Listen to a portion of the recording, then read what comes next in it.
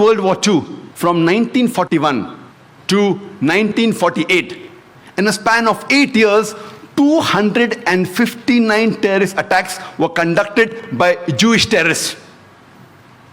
By many organizations, Ignun, Stern Gang, Haganah, and we know of the famous bombing of King David Hotel, which took place on the 22nd of July 1946. They were conducted by Ignun under the leadership of Menachem Begin, in which 91 innocent people were killed, out of which 28 were British, 41 were Arabs, 17 Jews, and 5 others.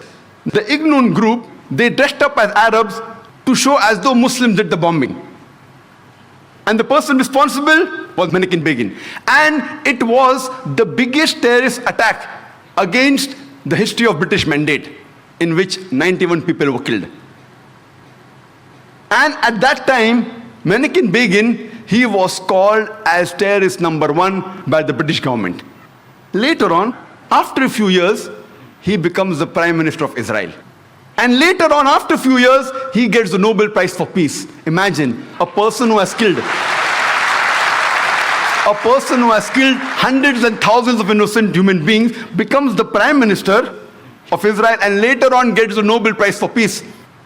And most of the groups that were fighting, like Stern Gang, Ignun, Haganah, all of these Jewish groups and the leaders like Yitzhak Rabin, Menachem Begin, Ariel Sharon, later on became prime ministers and high-holding ranks in the state of Israel.